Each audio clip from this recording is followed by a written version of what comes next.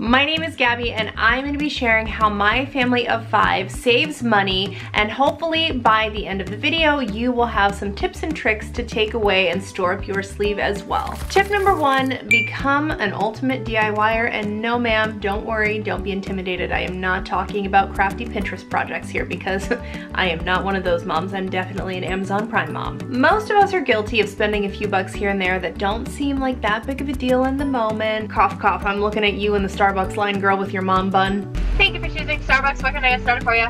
But truly, seemingly inexpensive daily purchases like going through Starbucks every single day really do add up. Why don't you try becoming a coffee DIY barista, invest in some really good coffee, and figure out how to make your own coffee recipes at home? Because seriously, look at the price of Starbucks coffees. They are a little ridiculous, and you can make coffee just as good at home.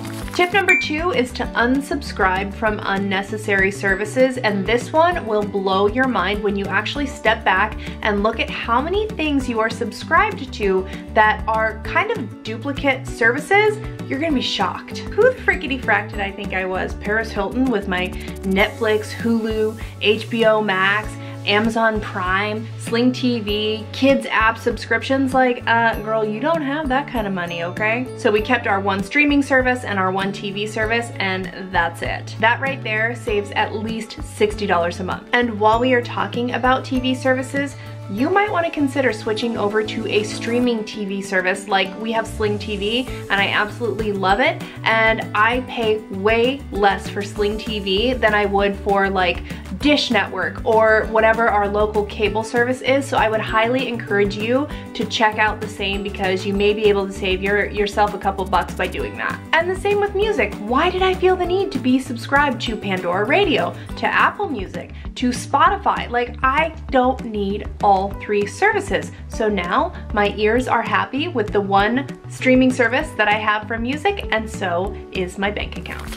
Tip number 3 is to stop feeling like every form of entertainment that you provide for your kids has to come from an activity that requires you to spend money, because that's simply not the case. When the entire world basically shut down, our usual forms of entertainment were no longer an option. We weren't going to trampoline parks, we weren't going to outdoor parks, we weren't going to the pool, we weren't going to the movies, we weren't doing anything except being at home. So I really had to dig deep to my 90s kids roots and get my kids outside. And you know what I mean. If you were a 90s kid, or really any kid beyond this generation of children who are really into their devices and need a lot of stimulation in order to be entertained, you know what I'm talking about. Like, when I was a kid, it was all about just being outside and playing with my friends until my mom told me I needed to be home, which was usually at dark. Like, it was just a different time then, but I digress. When everything sort of shut down, I went back to my own childhood and I was like, you know what? I used to have fun as a kid outside with not a lot of toys,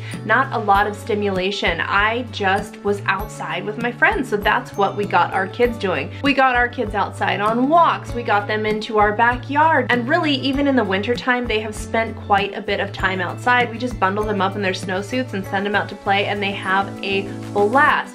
Kids innately want to be outside. They want to play outside, but because we've sort of inundated them with technology and all these other things that they think they need in order to be entertained, they forget how to have fun outside with sticks and mud and leaves and just really basic stuff. What better time to grow a garden than right now? This year I'm super excited because my husband and I are going to build raised garden beds for our backyard. We're gonna grow things like potatoes, carrots, onions, herbs, all the good things that we would normally buy in the grocery store. We're gonna grow at home. We're gonna try our hand at urban homesteading. Growing your own food is good for you, good for your wallet, and good for the planet, so get to growing. And my final tip is to make your own household cleaners. This can save you quite a bit of money. I mean, the next time you go to the grocery store, I want you to look at how much you spend on buying disinfecting wipes or even multi-purpose cleaner.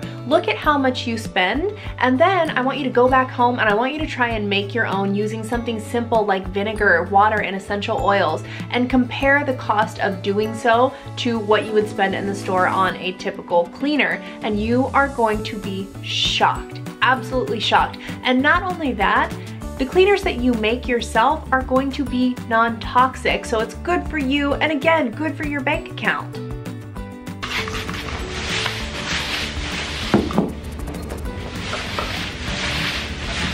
I hope some of the tips that I've shared today help you save a few pennies here and there along the way. Be well and spend wisely, my friends.